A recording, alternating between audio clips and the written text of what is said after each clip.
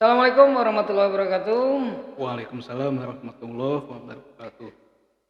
Alhamdulillah hari ini kita channel ini kedatangan tamu yang luar biasa yang kedua kalinya walaupun dipaksa. Mau ditelepon Kang, wayahna hadir ke channel ini ada yang mau dibicarakan begitu ya. Alhamdulillah penonton setia channel ini hari ini kita kedatangan narasumber yang luar biasa. Biasa di luar. Tentu ya teman. Tentunya. Ya luar biasa, siapa yang tidak kenal dan siapa tidak wow berarti tidak gaul artinya. Tidak kenal dengan beliau ini berarti tidak gaul. Inilah dia Kang Warsa. Wilujeng Suping. Sehat Kang? Alhamdulillah mung masih dalam suasana pemulihan. Tapi sanes eta kan? Karena Covid. Sanes. Kan kantos alhamdulillah. Tacan kantos, Pade. Alim.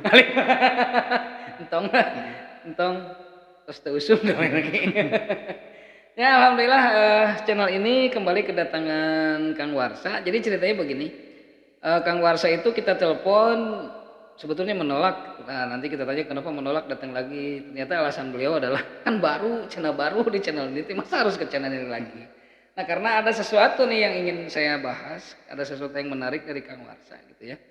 Karena baru-baru ini Kang Warsa baru saja rilis ya, merilis buku yang berjudul Berpikir Merdeka dengan halaman 781. Tah, iya ditanyakan ya. Kita kan buku kandel 781. Berarti banyak hal yang dituangkan di situ kan. Iya. Latar belakang atau motivasi Akang dalam membuat buku itu apa sebetulnya? Pertama karena saya memiliki bakat potensi lah itu nama, yaitu dalam menulis. Ya saya mesti menuangkan ke dalam tulisan kan. Ya. Satu itu, yang kedua mungkin ini agak-agak angkuh naonnya, mengisi waktu luang. Aduh. Orang mah mengisi waktu luang main Mobile Legend. Ya, nah eta cirina jelema hebat mah mengisi waktu luang dengan sesuatu yang bermanfaat, menulis mengisi waktu luang. Kemudian yang paling penting memanfaatkan fasilitas yang ada, salah satunya HP, laptop. Tibatan diantep mending kamu ngetik gitu. Oh, itu produktif namanya. Saya juga pakai HP Kang. Tapi buat itu main game. Seberapa lama ya tak ngademel buku? Itu kan buku semuanya itu opini ya. Oh, opini. Jadi antologi lah, semacam antologi. Saya tulis selama 2 tahun. Wow, 2 tahun guys, 2 tahun. Di masa sebelum pandemi sih sebetulnya. Makanya di situ saya tidak membahas pandemi. Ini ada acan. Atuh nama kayak dikeluarkan. Jika naseru, kan Akang juga membuat tulisan tentang pandemi. Di buku tentang Covid. Tentang Covid ya, ada. Nanti kita undang lagi. Itu judulnya Sukabumi melawan Covid. Sukabumi melawan Covid. Dan saya udah baca juga kemarin, karena ya alhamdulillah saya dikasih free gitu oleh Kang Warsa. Nih dibaca banyak hal yang menarik ya, diantaranya tadi Kang Warsa itu selalu mengucap bahasa Sunda mah ngaguar ke Sukabumian gitu ya. Nanti kita bahas Kang salah satunya. Buku itu kan disusun kurang lebih 2 tahun ya. 2 tahun. Ada berapa opini yang akan tuangkan di situ? Ada 151 opini. 2 tahun 150 hiji. Adek produktif. Dari kameramen HP dipakai naon? Mobile Legend seru aja mah. FF. Tapi kan jalmi gaduh passion sewang-sewangan. Mohon. Da abdi ge passion teh sare. Kena teh. Pas nyata passion teh gitu tah palebah ngadeng-ngadan subuh passion pisan gitu. Naikkeun salimut teh. Ngejurigna seuri langsung gitu. Nah gitu nya. Jadi para pemirsa channel ini, jadi ternyata buku Berpikir Merdeka itu disusun kurang lebih 2 tahun. Tebalnya 781 halaman dan sebanyak 150 opini. Kan opini temereun terhadap suatu kejadian atau peristiwanya. Atau ada hal lain yang dibahas di situ. Saya kan kebanyakan hasil pengamatan ya. Karena ingin mengamalkan salah satu ayat di dalam Al-Quran lah. Ah, iya ayat. Pertama yang paling penting itu ada ayat apalah yang zurna ilal ibili kaifa khuliqat itu. Apakah kamu tidak melihat bagaimana unta diciptakan? Saya melihat ayat itu sungguh apa ya? Sungguh unik di dalam pemilihan uslub atau diksi kata di situ. Iya. Pemilihan kata Sederhanakan. jadi ayat-ayat di dalam Al-Quran itu sudah tepat di dalam memilih kata. Pemilih ya diksi kata apa tadi mah uslub naon can nepi abdi Kang. Langsung ke diksi gitu. Memilih kata. Kenapa yang digunakan misalkan kata di situ melihat kan? Melihat. Nah, ternyata setelah saya teliti itu ada kaitannya dengan observasi. Observasi kan. Nazar kan. Di apa? Digunakanlah oleh bangsa kita dengan kata nalar. Jadi ningali itu harus ningali unggul. Oh ya, mau dina bahasa Inggris mah aya si, saw, sin. Nah, itu kan manana beda-beda. Amun si mangan saukur si mah ningali pisan, saw mangan saliwat gitunya. Oh iya gitu. Nah, urang jauh kan di bahasa Inggris dibanding bahasa Arab. Nah, jadi dengan latar belakang itu akhirnya Kang Warsa menyusun berbagai macam opini. Nah, kemarin saya coba baca Kang, tapi belum semua ada ripuh 780 halaman mah bari mukana dina HP hurufna laletik di kieu-kieu HP teh ku urang di zoom tengah gedean salah panon di zoomna karena HP-na gitu. Kamu nulis tanya. Kamu nulis lah pabeuli itu aya pabeuli keyboardna tah itulah hadena Kang Warsa teh. Abdi maca baru beberapa bagian, tapi walaupun baru beberapa bagian itu sudah menemukan beberapa hal yang menarik. Di awal, Kang, para pemirsa channel ini nanti kalau perlu bukunya langsung bisa ya, nggak apa-apa nomor HP-nya saya simpan nanti di bolehnya. Jadi ada banyak hal yang menarik, diantaranya yang paling membuat saya menarik itu adalah salah satu yang membuat saya sangat tertarik membaca itu adalah ada kalimat yang oleh Akang dituliskan dengan bunyi seperti ini, kesombongan dalam memberi makna. Ya. Ieu kalimat hade non maksudna ieu gitunya. Kesombongan dalam memberi makna. Itu levelnya wah cek abdi mah ieu kudu berpikir beberapa kali orang baca ya gitu tah. Mumpung Kang Warsa ada di sini kita tanyakan, apa maksud dari kalimat kesombongan dalam memberikan makna?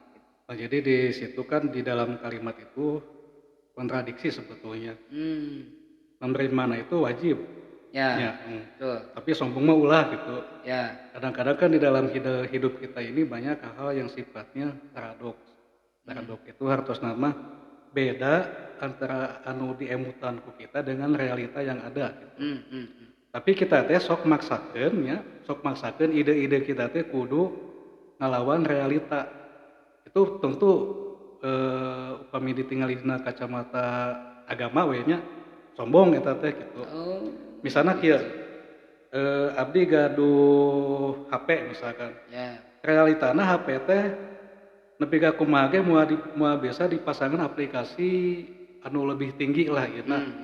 Tapi tetap kita teh memaksakan bahwa ini HP bakal gitu-gitu. Itu salah satu contoh kesombongan kita di dalam memberikan makna. Jadi harusnya kesombongan di dalam memberikan makna itu kita menyampaikan pandangan-pandangan kita, menyampaikan ide kita di dalam menafsirkan realitas, tetapi melebihi fakta yang ada. Gitu. Maksakeun. Sebetulnya simpel itu teh maksakeun. Ya gitu. Simpel. Tapi memang Kang eta kata-katana Abdi itu perlu saya sendiri. Gitu.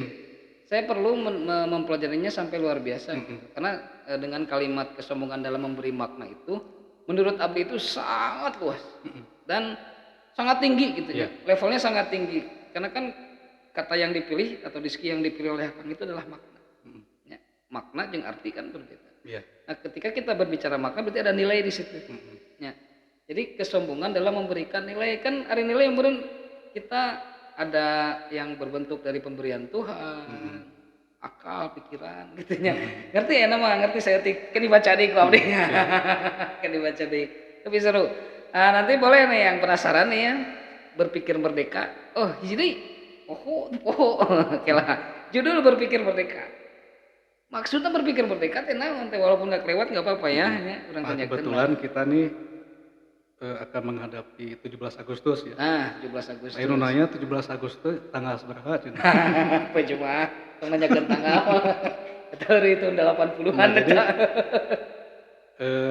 banyaklah nya satu dengan 17 dengan Agustus, kemudian dengan kurikulum kita saat ini. Nah, kurikulum merdeka, Kurikulum merdeka, kemerdekaan. kemerdekaan.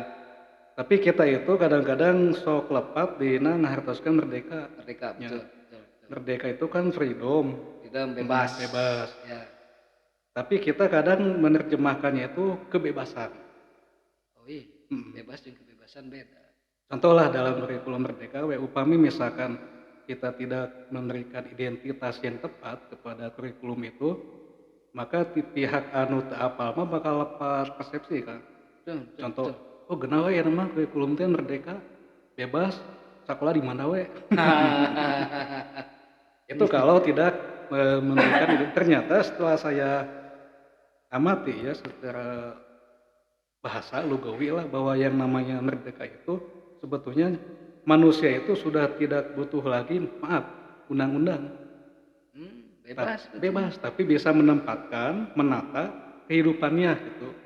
Contoh lah ya, selama kita misalkan di jalan ya, ketika kita di jalan, lamun lampu merahnya, mun aya polisi, cicing, Liwat. kita can merdeka ya. Bisa merdeka. Kalau manusia yang sudah merdeka mah tanpa ada itu pun, tanpa ada polisi ya, dia akan tetap diam sebelum lampu hijau. Nah jadi yang namanya manusia merdeka itu sudah bisa menata hidupnya. Jadi nyalamun dipersempit maknana tuh jadi kena makna gitu ya. Tadi dianalogikan sebagai pengendara motor yang ada traffic light. Namun cek orang suka bumi masa topan. Traffic light. Ketika orang itu bertemu dengan lampu merah kemudian dia terabas, artinya dia belum merdeka. Belum merdeka. Secara dalam berpikir sebenarnya. Tapi cek nama bebas sebenarnya. Iya, karena tadi salah mengartikan teh, salah memberikan makna. Tah eta meureun kesombongan memberikan makna teh, Kang. Arti aya nama.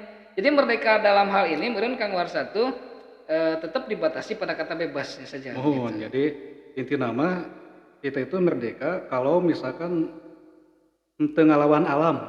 Makanya saya di awal tulisan saya menulis salah satu kalimat atau alinea lah yang ditulis oleh salah satu filsuf ya, Francis Bacon ya, Bacon. Hidup yang baik itu hidup yang tidak berlawanan dengan alam. Nah, menarik. Alam nu dimaksud di dieu teh naon? Ya, hukum-hukum di alam semesta. Nah, kan ada yang termasuk di dalamnya tuh ada kodrat atau ada yang lainnya. Upami dina ieu malah sunatullah pangiteunya. Oh, sunatullahnya. Sapertos misalkan jelema hidupna teh kudu mam ya. Lamun ngalawan eta Sering yang memang damang gitu. Kecuali puasa Nah, jadi kita akan hidup nyaman ketika kita tidak melawan alam. Karena kan banyak yang dilawan alam itu. Contoh misalkan tong tebih-tebih lah kita itu saat ini sok nyalahkan alam. Contoh kieu. Karena Saya ambil contoh beginilah yang simpel. Kita membuat bumi yang ada mau bumi di aya bata, aya rumah lah. Aya bata, aya sebagainya. Kemudian aya kayu kan? Ya. Salah satunya kayu lah, bambu. Ya. Dibabat kan? Tanpa memikirkan bagaimana kalau misalkan pohon-pohon itu habis. Muncullah musim panas. Ya. Nah, kemudian cai. Efek. Kita teh ngadoa we di imah. Ya Allah. Ya Allah, kunaon cai. Kapan kumana ya? Tangkalan lagi di babat. Oh, benar. Nah, kudu nama kan tong dibabat. Kalaupun mau menebang ya kudu di tebang pilih. Tebang ya, harus dilihat yang sesuai kebutuhan. Ya makanya saya katakan tadi bahwa hidup manusia itu selalu paradoks.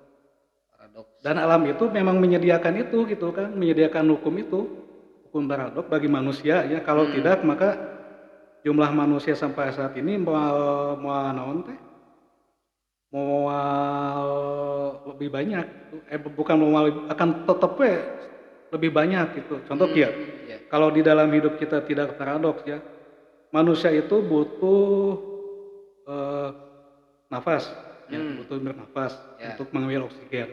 Kalau tidak, Rip. mati. Tetapi ketika kita menghisap oksigen, kita akan menua. Oh, bener. Akhirnya kan serba salahnya Serba seolah-olah. salah. Orang kita kalau nggak menghirup oksigen akan awet muda karena Akan- mati.